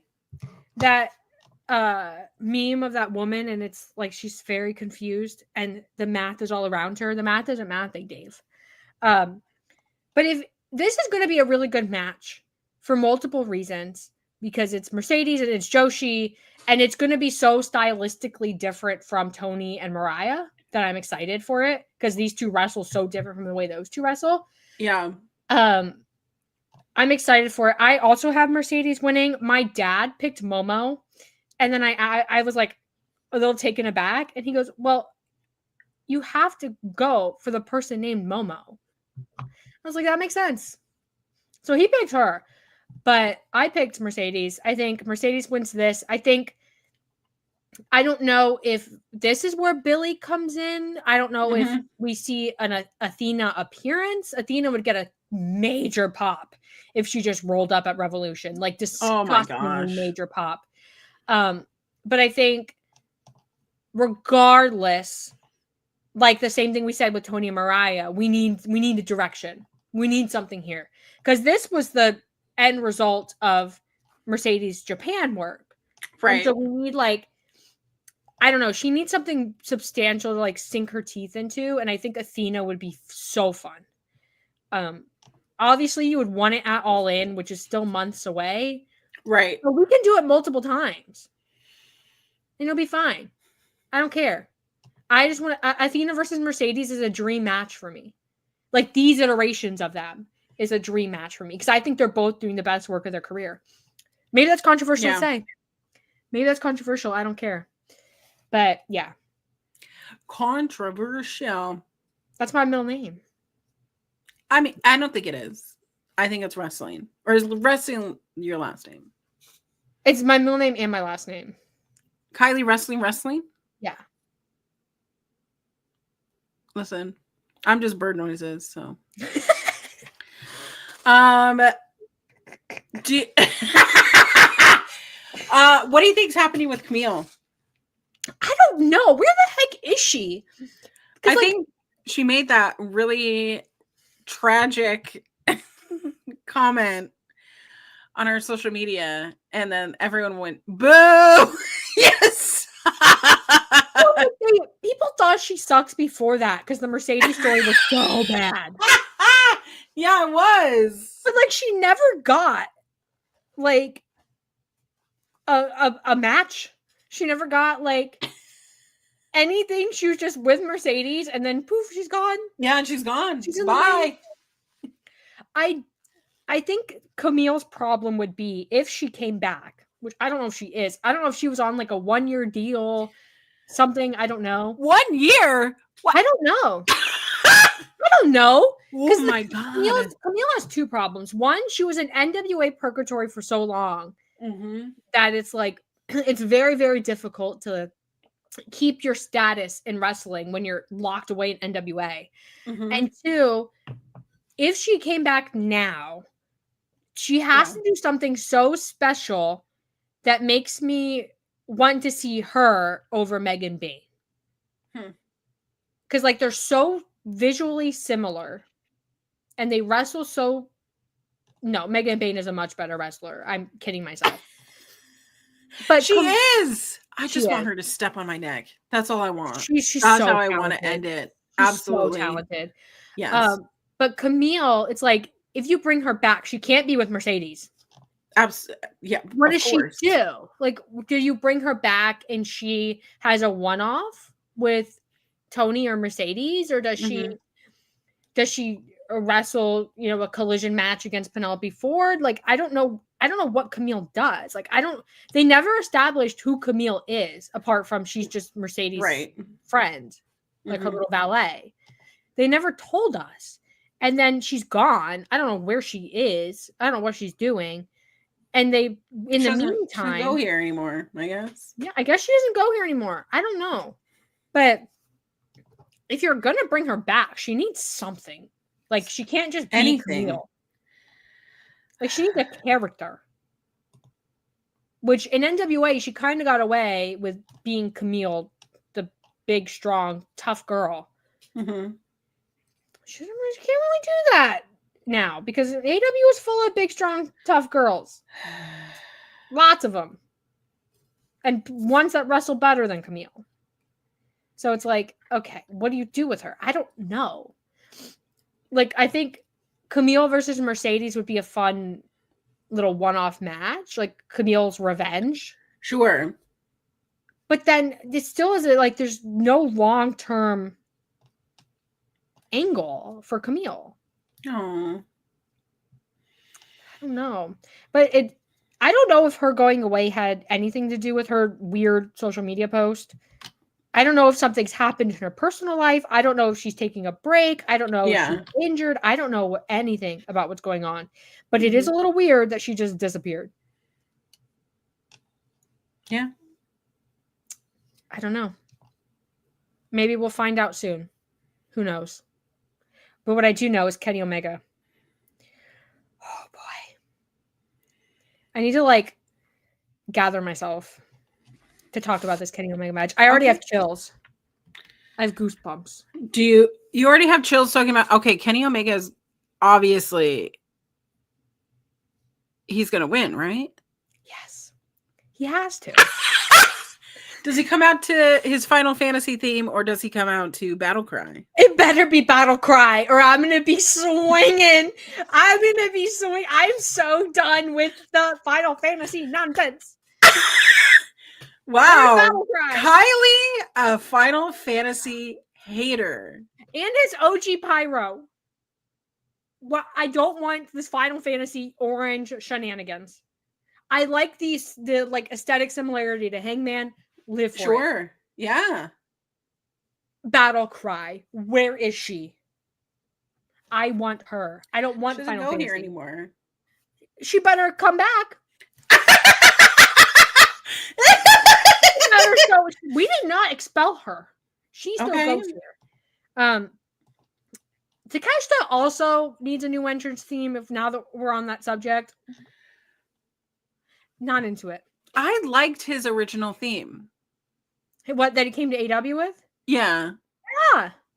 And then he got Don Callis. He got Don Callis. So did Kyle Ledger. Yeah. I'm so upset. But if it's Final Fantasy, I will be upset. I'm gonna be completely real. I'll cry. But I'm gonna bring it back. Kenny with this long hair. Yeah. And just crazed attitude. Yeah. This is Kenny Omega. Yeah. This is not Kenny Omega. This is Kenny Omega. Yeah. And I am so into it. I think he wins. This match is going to be incredible. It's going to be brutal. Somebody might die, and it might be me. But Kenny wins. I think.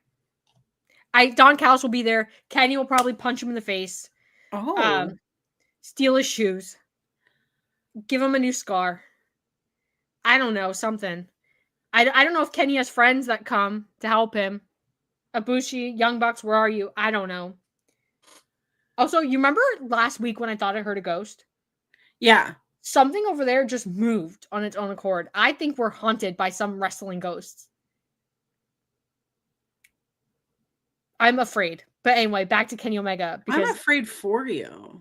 I don't know which wrestler's haunting me. It's Tony Khan. He thinks that you're talking shit about him. So yeah, he sent like invisible spy to like hide in my room and then come kill me. Mm-hmm. But yeah, I think Kenny wins. Oh, we have a super chat from Louis. He says, "Happy Kenny Omega Day, Kenny Omega Wrestles Day to all who celebrate." Oh boy, you don't know. Listen, Kenny Omega Wrestle Day, like. Kenny Omega cutting promos, we love it, right? We're not going to turn Kenny Omega appearances away. Sure. But like Kenny Omega wrestles. Thank you for the super chat, and thank you. Yes. Because Kenny Omega is just, and this Kenny Omega, I can't. I'm so ready to have my heart ripped out. Because you just know he's going to do some nonsense where he sells the stomach. He's going to be like, oh, my organs are falling out. I'm going to die. Okay, as someone who one of my other podcasts is on hiatus because they go, sorry, I went to the ER because I also have diverticulitis. I'm like, okay, sorry, you'll never know. I didn't know it was that common. I know, and I'm like, wait a minute. Yeah, we can put our podcast on hiatus, but like. Is this a common thing? I don't know. I gotta get diverticulitis. I'm doing it. No, I mean, it's not like the cold. It's not like something you can catch. But are you looking it up? Are you looking up the statistics of diverticulitis? Yeah. Oh. Yes, diverticulitis is a common condition. Oh. Oh, it's mostly common for people over 50. So we have some time. We have some time, don't worry. But none of the 3 people that I know that have diverticulitis risk are over factors. 50. Oh, I don't want to say these risk factors because I don't want to scare people. What is like the number though? Sorry. This is the funniest thing because here's the thing. You are getting a PhD, not in the medical field by any means, but it's still the funniest thing that this is how your brain works and my brain goes, I can't know. I don't want to know. You can say don't look it up.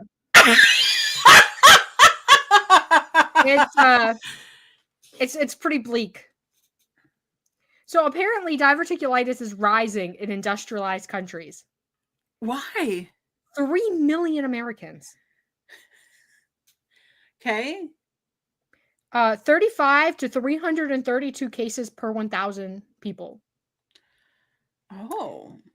That's all I'll tell you. So yeah, I guess it's pretty common. If I get diverticulitis,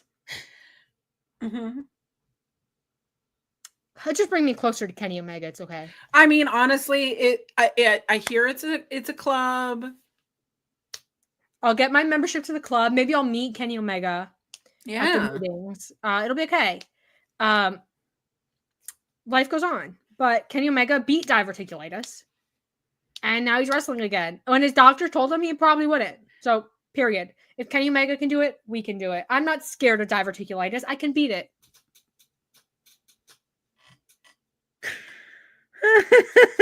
Diverticulitis can be scared of me. Diverticulitis, yeah, back off. If any of you get diverticulitis, don't worry. I'll fight her for you. We have nothing to worry about here. Kiley, this is the funniest you have ever been. And I don't care if anybody else doesn't get it or they don't appreciate it. This is so funny. This is so funny to me. I make content for you and you alone. We are here on this show to pop each other. That's it. All of you are just, coincidental that you also find this funny. This is the real reason why wrestling made me cry, is because I'm laughing so hard at Kiley. It's okay. That's the joy of wrestling. Oh. Dude, can you see the tears welling up in my eyes? Is your mascara running? Yeah, honestly. Like the mascara saga before the show. Full circle. I know. Does it look green at all? It doesn't look green to me. It doesn't look green at all. My eyes look green. Because guess what? I have green eyes. I have blue eyes. Wow. We're like earth tones. Ooh. Oh, now I'm out of focus. Come on. Oh, there we go. We fixed it. I got too close. I got too close, and they were like, "What is this?" Diverticulitis, the feud of 2025. Oh my god! I'm going on a world tour. I'm gonna find everybody with diverticulitis, and I'm gonna beat the diverticulitis out of them. It's gonna be the best. And we're gonna find the cure. If any of you have diverticulitis in the chat, let me know. I'll. Oh, and then we get Zach who says, "Happy International Women's Day." Happy International Women's Day, Zach. I'm sorry that you came in to say something so profound when we were talking about me beating up people's organs of diverticulitis. But that's women in STEM. At the end of the day, do I have a STEM education? No. But I am a woman in STEM because I beat diverticulitis. So happy International Women's Day. Oh my god. What are we talking about? Kenny Omega. Oh. This is why we're not allowed to talk about Kenny Omega. Kenny Wrestling Day and Women's Day. Yeah. Well, it's because if Kenny Omega wrestles, then it's a gift to women because we all know. We know. Kenny with the long hair. If you know, you know. You know, you know. Oh. I love him. I have an Omega tattoo. Oh, that's your boot. How can I show you? There we go. You can see it. I also have a butterfly. We should just give a tattoo tour. Why not? Let's do it. My Sting Scorpion, which is a year old. Oh, I love Sting. I got that. Revolution, he retired. I went to North Carolina and a bunch of us got it. Carly from Wrestle Purist has one. We're just biffles. With Sting. I wish. Sting should be here. He should. Imagine Sting's in the crowd. Oh no. You're gonna make me cry even more. I love him. I love him so Kenny much. Omega. Just think of Kenny Omega. I gotta put up my picture with Sting. I've tried a picture with Sting. I have pictures with wrestlers and they just I have a stack of photos and they just accumulate. These are pictures of wrestlers, autographs. Yeah. But then I don't put up the pictures of me with the wrestlers. Why did I do that? I don't know why. I don't know. I have a lot of tattoos. I have 20 or something like that. I haven't counted. 1, 2, 3, 4, 5, 6, 7, 8, 9, 10, 11, 12, 13, 14, 15, 16, 17, 18, 19, 20, 21. I only have 10. Catch up. It's only because my entire thigh has a giant tattoo. I have my calf. I have a cute little squirrel wizard. Do you ever forget about your calf tattoos? Because I always forget about all my leg tattoos. Yeah, because it's the back of my calf too. Yeah. So same. I never see it. And same thing about I have stars on my chest. I'm not going to show you guys, but I have stars on my chest. I forget they're there too. And then I'll wear a tank top. I'm like, oh, there's dirt on me. But no. Listen, the other day it was International Pokemon Day, and I got to tell everyone about Mr. Fido. And I think it blows people's brains when I tell them that this Pokemon, their ears are made of bagels, but their ears are made of bagels. Pokemon Go. And their power comes from yeast? Making them rise. Yeah. Like bread? Yeah, like bread, because he's made of bread. He's a dog made out of bread. Oh my God. And you know what? My dog's always out here smelling like yeast. So the characteristics of Mr. Fido is my own dog. This is my Pokemon buddy. Are we friends on Pokemon Go? Are we? I don't know. Mine. I haven't played Pokemon Go in so long that it offloaded. I'm friends with just like random people from wrestling media, some random people that I knew in real life, like when I was a kid, and then Matt Jackson. I have 15 friends.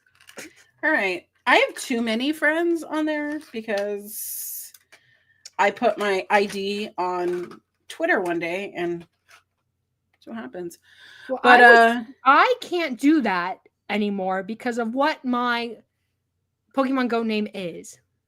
Oh. I will send it to you and you will understand immediately why I would not claim that publicly.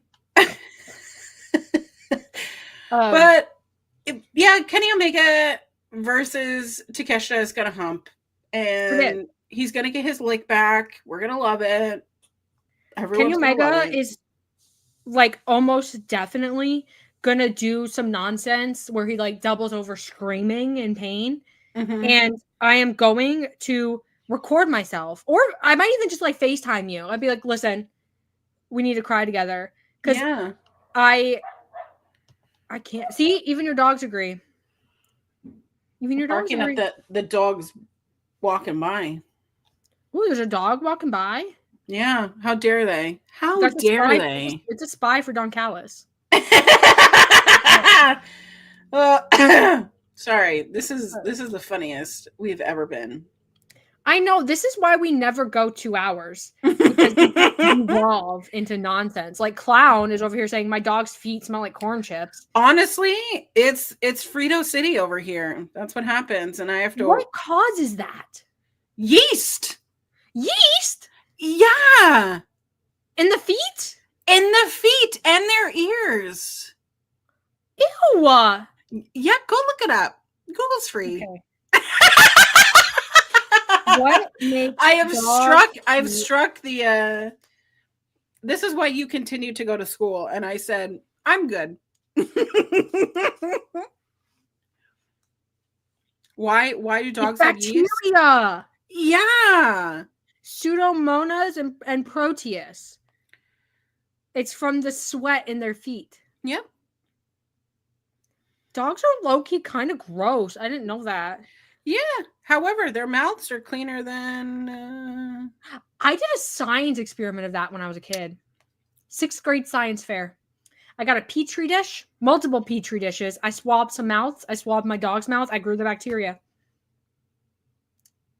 It's true. Although there was a woman, I can't remember what country, but her dog scratched her, but the dog had a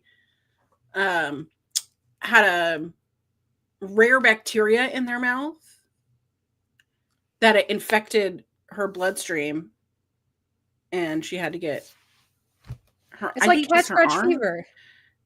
Yeah, similar. But it was like a rare disease that it's like, wow, learned that about my dog and lost my limb. Well, it's like swimming in still water. Sometimes you get a brain-eating amoeba and sometimes you don't. Like it's just rare stuff, like weird stuff. That's so scary. That's gross. Gross. That's why I don't swim in lakes unless I can see the water moving. Yeah, same. But even then in Florida, you got to be careful because you get murdered by an alligator, which is their habitat. Mm-hmm. Don't go in there. But that makes me think of, there was a scene in BTE, which RIP, where Kenny Omega was feeding geese. And he was saying that like him and his family when he was a kid used to go on trips just to feed the geese. I want to feed some geese. There's no geese in Florida. We don't have them. We have ducks. Lots of geese. We have ducks. We have cranes. We have egrets. We have like all these birds. We don't have geese. No. Not that I've seen. Let me look it up.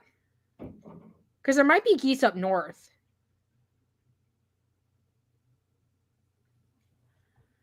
This is crazy. Oh, they're in Central Florida, but they're non-native Egyptian geese. Oh. Yeah, they've been spotted in Miami-Dade and Monroe counties, as well as Sebastian, Indian River, and Vero Beach. Maybe I gotta go to Central Florida and find them. And visit the geese. I mean, you could always come up here and literally, I live near a reservoir. And there's geese? Yeah. I'm on my way. All right. Sounds good. Shit, let's go. Sounds good. See you soon. And they said, I Make Beat says, then geese will bite. Watch out. They didn't bite Kenny Omega. They ate French fries out of his hand. Do you know that you can come to, obviously, Seattle, down at the pier, there is a place called Ivar's, which they're famous for their fish and chips, right? They are famous for their very long French fries, like this long, like huge, long French fries. Yeah. It is encouraged to hold it out for the seagulls. Like you would a Harry Potter wand. That's crazy. Mm-hmm. In Florida, you're encouraged to never, ever feed a seagull. Their digestive tract is like 2 minutes. Honestly, and they're going to stay around looking for more, and they're going to shit on you. So, I would never. And my French fries? Yeah. If I found a French fry on the ground, maybe I'd be like, here you go, bud. But mine? Mm-hmm. No. I would there's like very few people I would share my French fries with, and none of them are birds. One of them is Kenny Omega. I'm going to be honest. If Kenny Omega wanted French fries, I'd be like, obviously, go. Here you go. Oh, this has been the funniest podcast, but we went off the rails. We did. Spent 45 minutes angry ranting, so I think we deserve it. Mm-hmm. Kenny Omega is going to knock your shoes off. Kenny Omega is going to change lives tonight. Kenny Omega is going to change wrestling, and also he might encourage me to quit my job and just follow the geese around the world. Fly, bird, fly. Bird noises. Bird noises. Birds aren't real, so. Yeah, they're all CIA plans. That's why there's ducks outside my window all the time. You hear me talking nonsense, and they say, send the ducks. You know what I mean? Oh, I love it. I feel like this is a fever dream. Mm-hmm. This has been a 2-hour show. Yeah. Oh my God. Do you want to do your final thoughts and your plugs? Final thoughts is that AEW Revolution could use more women. And Tony Khan knows that. And him not booking women is negligence and insulting to wrestling fans as a whole. I will not make any other commotions about that. I'm going to constantly shit on Tony Khan as much as I shit on WWE, to be honest, because it can always be better. And the fact that it's not is insulting. However, Revolution has always been a great pay-per-view. I'm excited to spend time with my friends. We're ordering Mexican food. I implore you, if you have friends, make them watch wrestling with you, because it is a fun time to gab and be in community with your friends, as well as watching a little bit of violence, because I'm ready for the violence and I'm ready for women to finally main event a pay-per-view. Come on. Period. You coward. Period. Signed off. Amen. Amen. My final thought is that I'm excited for the show. It's going to be long as heck. Mm-hmm. Long as heck. But I got snacks. I made cookies yesterday. Ooh. I have what was I going to eat for dinner? Oh, I have potatoes. I'm going to make French fries like at home. Yeah. I have root beer. I'm excited. I'm excited. It's going to be a good time. The cookies are like my main. They're chocolate chip oatmeal. And they're chewy. Ooh. I'm so ready. I have the recipe, so I make like 10 at a time, but I didn't have it this time. So there's so many cookies. And then I'm going to have a good time watching wrestling with my sister. Amen. It's going to be a good time. I also had something else I was going to say. I don't remember. Well, thanks for having so much fun with me. Yeah. We have to plug your socials and your shows. Oh, you can find me on all social media _queer auntie.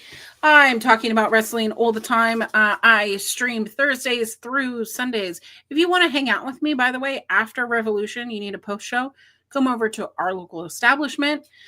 You'll find the links when I post them on all my social media, but we're going to be talking about it. It's my friend Lauren and I are going to be taking a minute. I'm hoping that our post show is not 2 hours because, wow, that would be a really long day. However, fight the patriarchy and fuck Don Callis. Oh, period. You can follow me on Blue Sky at Kylie Wrestling. I'll probably be live posting the show, but I do get like super ADHD locked in. So sometimes I will watch a whole match and not say a single thing about it, and I'm sorry about that. But Blue Sky at Kylie Wrestling. This is Wrestling Made Me Cry. It's a show where me and Collins get on here every Sunday at noon Eastern on Fightful Overbooked, and we talk about the things of wrestling that made us cry. And sometimes that's Chris Jericho in a bad way, and sometimes like Kenny Omega in a good way. We contain multitudes on this show. But you should come watch us every week. Who knows the chaos that we will bring. And this is Fightful Overbooked. It's kind of like the most chaotic group of shows on a YouTube channel, like in the history of the world. But there's wrestling content, there's non-wrestling content, there's like things are always going on this channel. So make sure you subscribe to Fightful Overbooked and you go watch the other shows. Make sure you like this video, obviously. Comment below, obviously. You guys know the YouTube routine. You know what to do. This is a crazy thing to say. Louis says, this was way better than Joel Pearl. I'm taking a picture of that and I'm texting it to him right now. Me and Joel have beef. Me and Joel have beef. Leave me out of it. One day me and Joel are going to fight. And Jeremy Lambert's going to record it and we're going to make content. I mean, get your bag. Get your bag, sweetie. Yes. No.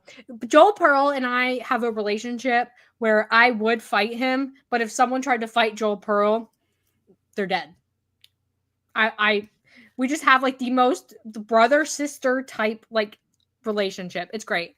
And also Joel Pearl lives far enough away from me that he can threaten me and he knows there's nothing I can do about it, which is true, but one day it is going to bite him in the ass. Maybe don't watch Joel Pearl's show. Actually, go watch In the Weeds and tell me if Joel Pearl talked about Harry Styles like I asked him to. Go watch In the Weeds and find me Harry Styles. Because if he didn't talk about Harry Styles, I'm going to be very mad at him. All that being said, thank you guys so much for joining us for this 2-hour AEW Revolution preview. We only have a few hours until the Revolution pre-show starts, the 0 hour. So get your snacks. Get your ducks in a row. Get everything ready. Because, oh boy, it's going to be a long night. And then we all have work tomorrow. Oh, God. I got to be up at 6 in the morning. And I'm probably not going to go to bed till 1. Because the pay-per-view ends 11 to midnight, and then I'm too jazzed. I got to run around and stuff. This is not a way to live. Sunday pay-per-views. But anyway, Thank you guys so much for joining us. We'll see you next week, where hopefully we'll have good things to talk about. Hopefully Revolution isn't a complete disaster. Who knows? But you know what? Anyway, we'll see you guys next week. Bye.